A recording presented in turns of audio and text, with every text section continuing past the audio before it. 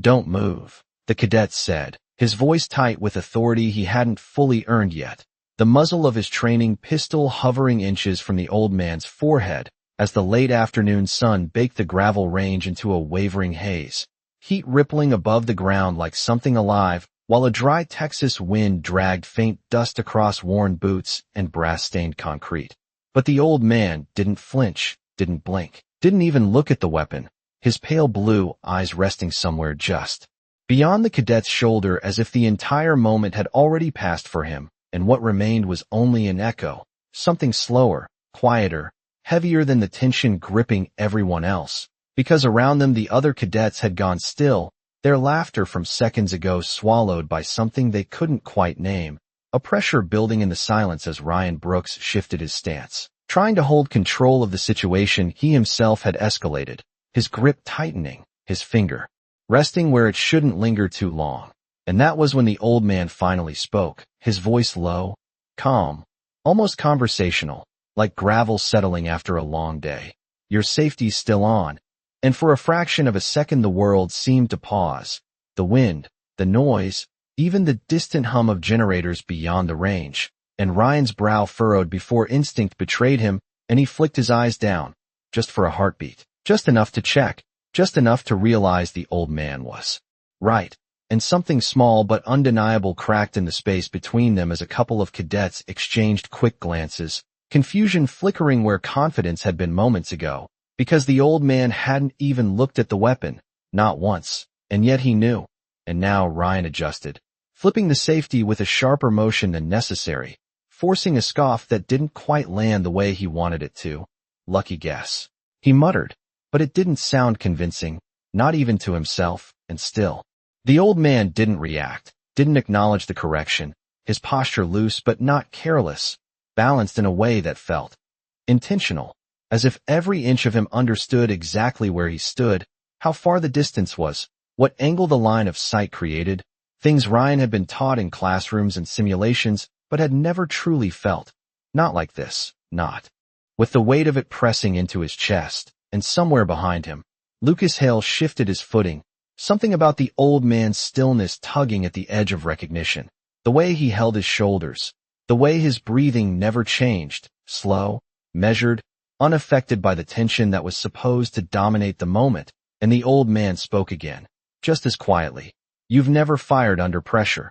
Not a question, not an insult, just a statement placed gently into the air like a fact that didn't need defending. And Ryan's jaw tightened because it hit somewhere deeper than he expected, because it wasn't entirely wrong, and now the space between them felt different, no longer defined by the weapon, but by something invisible shifting under the surface, a balance tipping in a way none of them had planned, the heat pressing down harder, the silence stretching longer. And for the first time since the confrontation began, it wasn't the cadets who looked in control. The silence did not break, it stretched, thin and sharp like a wire pulled too tight, and Ryan Brooks felt it first in his hands, a subtle tremor he tried to hide by tightening his grip, adjusting his stance the way he had been trained, feet shoulder-width apart, arms steady, eyes locked forward, but the old man was not looking at the weapon, not looking at the stance, not even looking at him anymore. His gaze had shifted slightly downward, not in submission, but in focus, tracing something invisible, something only he seemed to understand. And Ryan noticed it without realizing he noticed it, a quiet discomfort creeping into his chest, as if he were being studied in a way he could not return. And then the old man took a slow breath, not exaggerated, not theatrical, just enough to be seen if someone was paying attention. And Lucas Hale was paying attention now, his eyes narrowing as a memory surfaced, something from a briefing, from an instructor who had once said that real experience did not announce itself. It revealed itself in the smallest details, in the absence of reaction, in the way a man occupied space without needing to claim it. And suddenly Lucas felt a chill that had nothing to do with the dry heat pressing down on the range, because the old man was not passive, he was positioned. Every inch of him aligned in a way that made the distance between him and the weapon feel controlled, and Ryan shifted again, just slightly, his boots scraping against gravel. And the sound seemed louder than it should have been, sharp against the quiet, and the old man's eyes flicked to that movement for less than a second, just enough to register, and then back again, and Ryan felt it, that flicker, like being measured and dismissed at the same time, and it irritated him more than it should have. "You think this is a joke?" he said, trying to reclaim the moment, trying to push the weight back onto the old man where it belonged. But the words came out thinner than he intended, and the old man tilted his head just slightly, not in defiance, not in challenge, but in quiet observation. "No," he said, voice even, steady. "I think you are trying to prove something." And that landed harder than anything else, because now the other cadets were shifting, their confidence no longer unified. Small glances exchanged, uncertainty spreading like a ripple across still water, and Lucas stepped half a pace forward without realizing it, his voice low, almost to himself. "That stance." And he stopped, because saying it out loud felt like crossing a line he did not fully understand. But he had seen it before, not in person, not exactly, but in footage, in grainy clips shown during advanced training. Men moving with that same economy, that same quiet precision, and Ryan heard him, just enough to turn his head slightly, just enough to break his own alignment. And in that moment, the old man shifted, not a step, not a retreat, just a subtle adjustment of weight, a fraction of an inch. But something changed, something invisible snapped into place, and suddenly the angle was different, the distance was different, the entire geometry of the moment had shifted in a way none of them could fully explain, but all of them could feel. And Ryan froze, not because he understood what had happened, but because he knew, instinctively, that he had just lost something he did not realize he was holding. Ryan Brooks did not understand what had changed, only that something had, something subtle and irreversible, like a line he had crossed without seeing it, and now he could not step back the same way, his breath coming just a little shorter, just a little tighter in his chest, as the weight of the moment pressed in from all sides, the dry wind brushing against his uniform, carrying the faint scent of dust and heated metal. And for the first time since he raised the weapon, he became aware of everything at once, the position of his feet, the angle of his arms, the distance between himself and the old man measured now not in feet, but in inches that suddenly felt far too small. And the old man remained exactly where he was, unchanged, unshaken, his posture still loose but precise, as if he had been here before. Not this place, not this range, but this moment, this exact kind of moment, where tension built quietly until it revealed something deeper, something no amount of training simulations could replicate. And Lucas Hale felt it fully now, the recognition settling into his mind with a cold certainty that made his stomach tighten, because it was not just the stance. It was the stillness behind it, the way the old man did not react to the weapon as a threat, but as a variable, something already accounted for, something already solved. And Lucas took another step forward, more deliberate this time, his voice low but clearer. "Ryan, something is off." And the words hung in the air, not loud enough to challenge, but strong enough to shift attention, and Ryan did not respond immediately. His eyes still locked forward, but his focus fractured now, pulled between the old man in front of him and the doubt creeping in from behind. And that hesitation was enough, just enough, because the old man moved again, not away, not toward, but within the space itself, a slight adjustment of his shoulders, a shift of balance so minimal it would have gone unnoticed in any other moment. But here, now, it changed everything. The alignment of the weapon no longer true, the line no longer clean. And Ryan felt it without understanding it, a sudden sense that he was no longer in control of where the moment was going. And that realization settled heavily in his chest, tightening his grip, forcing him to reassert something. "Anything, stand still," he said, sharper now, but the command lacked the authority it had seconds ago, and the old man's eyes lifted slightly, not to the weapon, but to Ryan himself, meeting his gaze for the first time. And there was no anger there, no challenge, only a calm that felt impossibly deep, like still water that had seen storms come and go without ever changing its surface. And when he spoke, it was softer than before, but carried further. "You already moved." And Ryan froze, because he knew it was true, because in trying to hold control, he had lost it. And around them the other cadets were no longer silent out of confidence, but out of uncertainty, their earlier certainty dissolving into something uneasy, something unspoken. And Lucas felt it fully now, the quiet shift in the air, the invisible line that had been crossed, and he knew, with a clarity that unsettled him, that whatever this was, it was no longer a training moment, and it was no longer in their control. The words settled into the air with a quiet finality, and Ryan Brooks felt them land somewhere deeper than he expected, not as a challenge, but as a truth he could not argue with, because he had moved, just enough to break the alignment he had been taught to hold, just enough to reveal the gap between training and reality, and now that gap felt wide and exposed, stretching between him and the old man who still had not raised his voice, had not stepped back, had not even acknowledged the tension, in the way everyone else did, and the silence that followed was no longer neutral. It carried weight, pressing down on the group in a way that made even the smallest movements feel amplified. The faint scrape of a boot, the soft shift of fabric, the distant hum of wind moving across the open range, all of it sharper now, clearer, as if the world itself had narrowed to this single moment, and Lucas Hale swallowed, his eyes fixed on the old man's hands, noticing something he had missed before. Not movement, but readiness, the way the fingers rested loosely yet precisely, the way the wrists aligned without tension, as if they could act without warning yet had no need to prove it.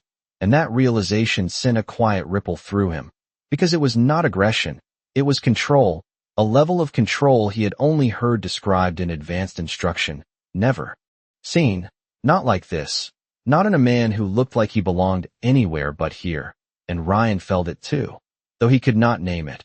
A growing awareness that the situation was no longer balanced the way he thought, that something fundamental had shifted beneath his feet, and he tried to reclaim it, drawing in a breath, steadying himself, forcing his posture back into place, but the effort itself betrayed him, because now it was visible, now it was effort, and the old man saw it, not with judgment, not with satisfaction, but with the same quiet observation that had been there from the start, and then his gaze moved, just slightly, past Ryan, toward the others, and for a brief moment it felt as though he was measuring all of them at once, not as individuals, but as a unit, as a system, and Lucas felt that look settle on him, just for a second, long enough to make his chest tighten, because it was not dismissive, it was knowing, and that was worse. And then the old man's eyes returned to Ryan, calm, steady, unchanged, and he spoke again, his voice low, almost reflective.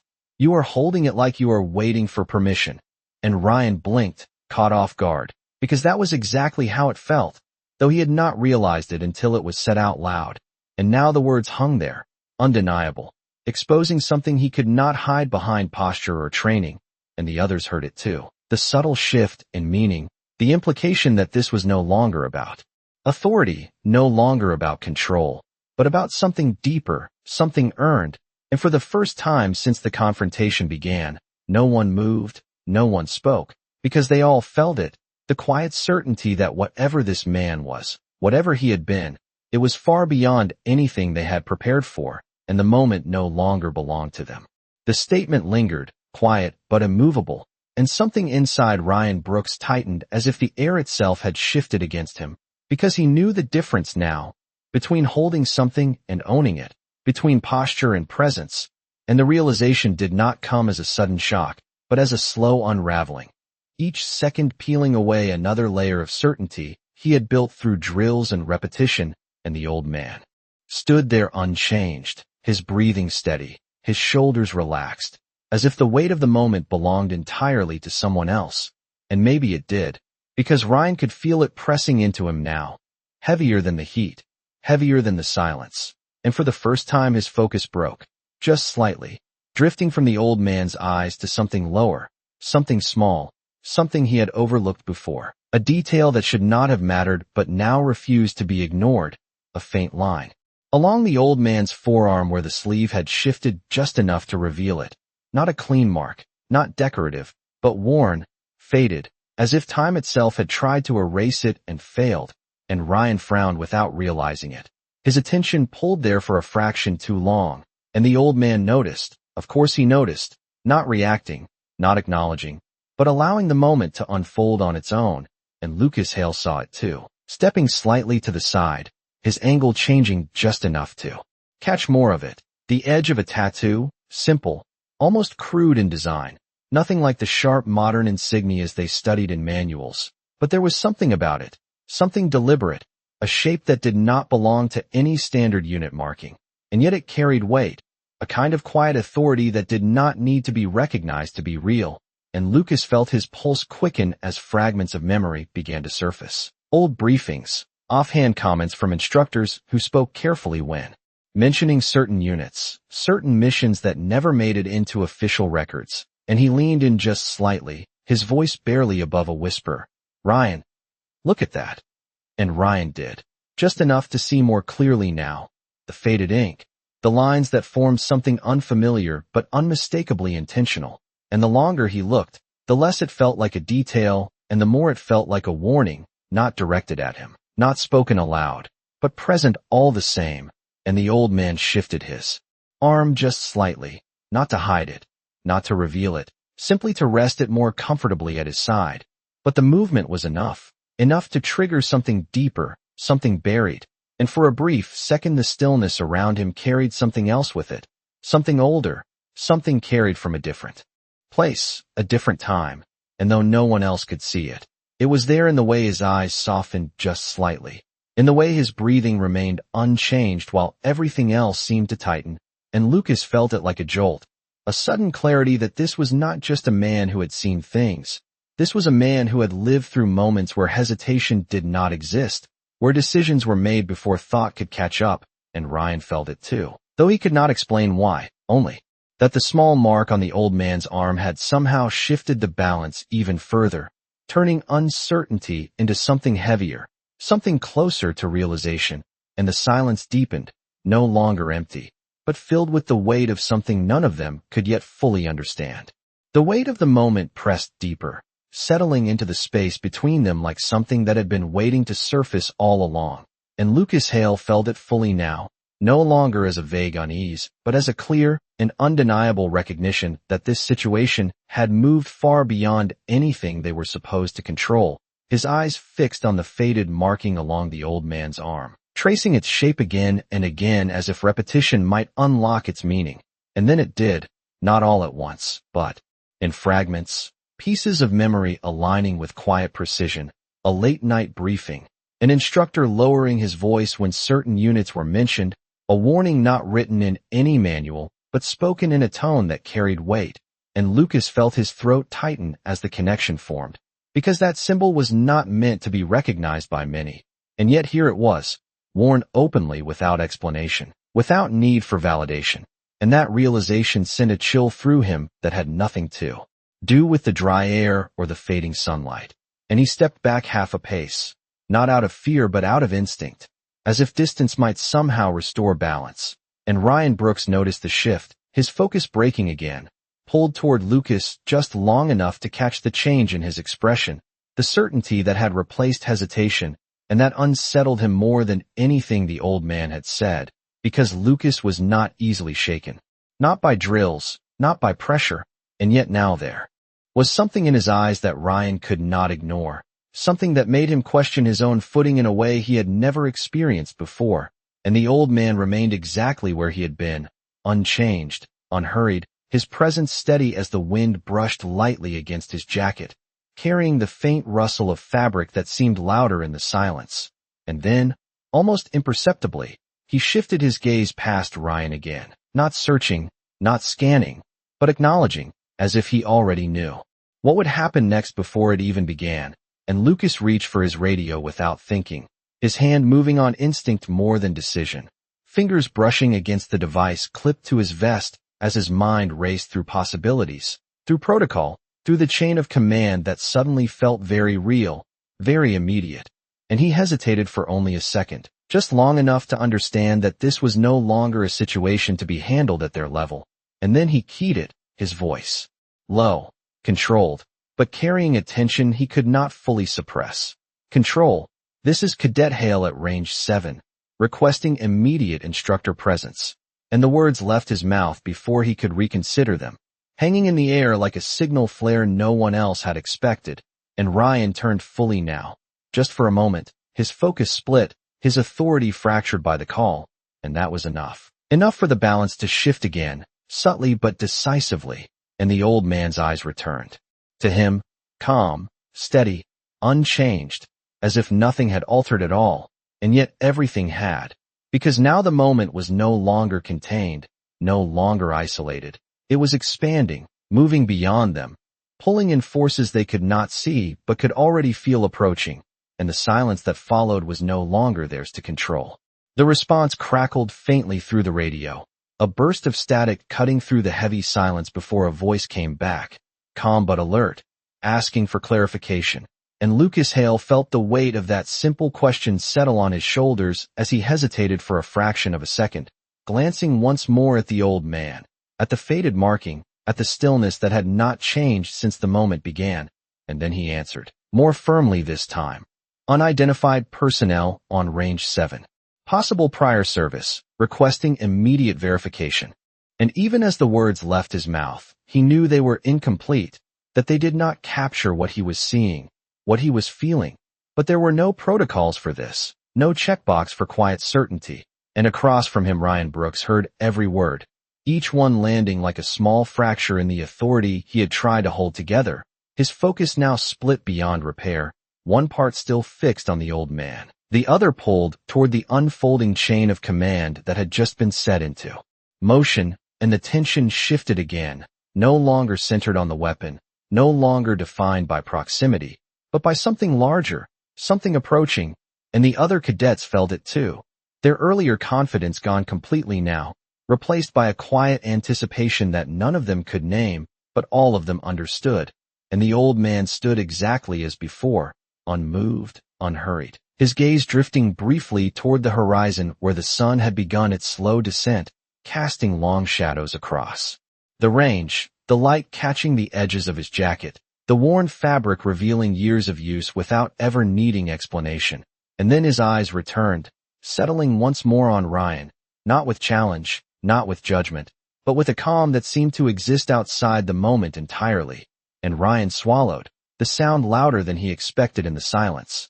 His grip still firm, but no longer certain. His posture still upright, but no longer controlled. Because now he could feel it, the shift that had been building since the first word was spoken. The realization that he was no longer directing what came next, that whatever happened from this point forward would not be decided by him. And somewhere in the distance, beyond the edge of the range, the low rumble of an approaching vehicle began to rise, faint at first, then gradually clearer, tires rolling over gravel, an engine steady and deliberate. And every cadet heard it, every one of them turning just slightly, just enough to acknowledge that something was coming, something official, something that would redefine the moment entirely. And Lucas felt his pulse quicken as the sound grew closer, because he knew, with a certainty that settled deep in his chest, that whatever arrived was not coming to restore order, it was coming to reveal it, and the old man remained exactly where he was, his presence unchanged, as if he had been waiting for this all along.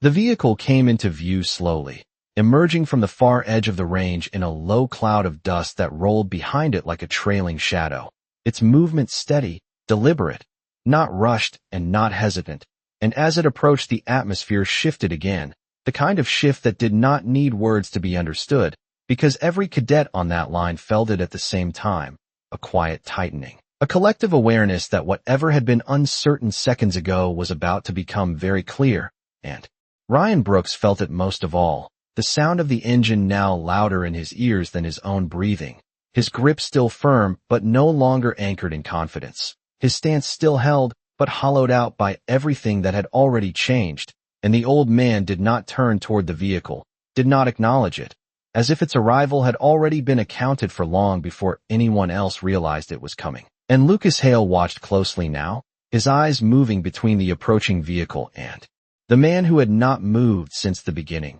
the connection between the two forming silently in his mind, because this was not coincidence, this was response.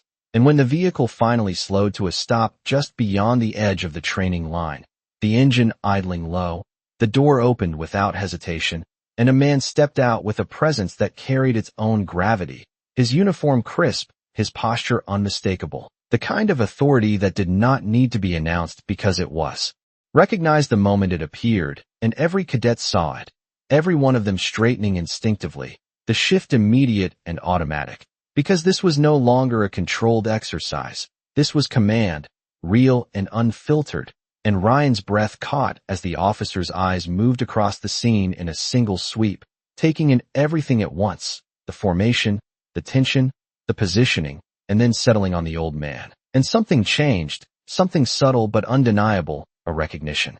That passed without words, and the officer walked forward, each step measured, unhurried, boots pressing into the gravel with a steady rhythm that seemed to echo louder than it should have. And as he approached, Ryan felt the last fragments of his control slip away, not taken from him, but simply no longer relevant, and the officer stopped a few feet from the old man, the space between them quiet, charged with something none of the cadets could fully understand.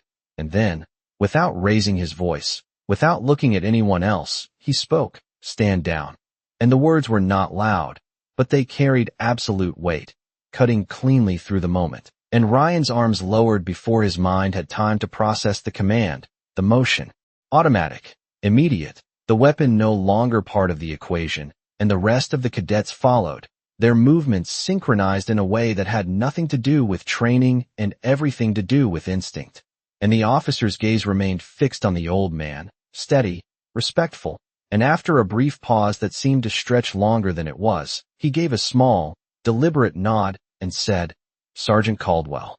And the name settled into the air with a quiet finality, and in that instant, everything aligned, every doubt, every fragment of realization, every unspoken tension snapping into place, because now there was no uncertainty left, only understanding, and the old man inclined his head slightly in return.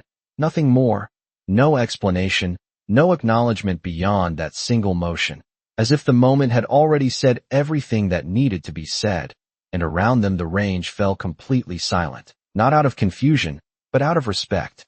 No one spoke after the name was said, not because they were unsure, but because there was nothing left to question, the truth of the moment settling over the range like the last light of the day stretching long across the gravel, and Ryan Brooks stood there with his arms lowered, the weight he had been carrying gone without being taken, replaced by something quieter, heavier, something closer to understanding than defeat. And he looked at the man in front of him not as a figure to control, not as a problem to solve, but as something else entirely, something he had not been prepared to recognize until now. And Sergeant Caldwell did not move immediately, did not claim the space that had just been returned to him. He simply stood there for a moment longer, his posture unchanged, his breathing steady, as if allowing the silence to complete what the words had already begun, and the officer beside him said nothing further, no reprimand, no correction, because none was needed. The lesson had already unfolded in a way that no instruction could replicate, and Lucas Hale felt it fully now, the clarity of it, the way the entire situation had shifted without force, without escalation, only through presence and precision, and it settled deep in his chest as something he would not forget, not because it had been dramatic, but because it had been undeniable, and Ryan exhaled slowly, the tension leaving him in a way he could not quite explain, his shoulders lowering, his stance softening, and for the first time since it began, he allowed himself to step back, not out of retreat, but out of recognition, creating space where there had been none, and Sergeant Caldwell gave a slight nod, not directed at any one person, but to the moment itself, as if acknowledging that it had reached its natural end. And then he turned, unhurried, his boots pressing lightly into the gravel as he walked past the line of cadets, not looking at them, not needing to, his presence already imprinted in a way that required no reinforcement. And as he passed Ryan, there was no glance exchanged, no final word offered, only the quiet continuation of movement, and that absence spoke louder than anything else could have, because it carried no judgment, only certainty, and the cadets remained still as he moved beyond them, the sound of his steps fading into the open space of the range, blending with the low wind and the distant hum of the idling engine. And only after he had gone did the moment begin to release its hold, the tension dissolving slowly, replaced by a silence that felt different now, not heavy, but grounded, and Ryan looked down at his hands, then back toward the horizon where the man had disappeared, and he understood something he had not understood before, not from instruction, not from training, but from experience. That respect was not something enforced by position. And it was not something proven in a single moment of control. It was something carried, something earned long before anyone else had the chance to question it. And as the last light of the day settled over the range, no one needed to say it out loud, because they all felt it, clear and lasting, that some men did not need to raise their voice, because the truth of who they were had already been lived.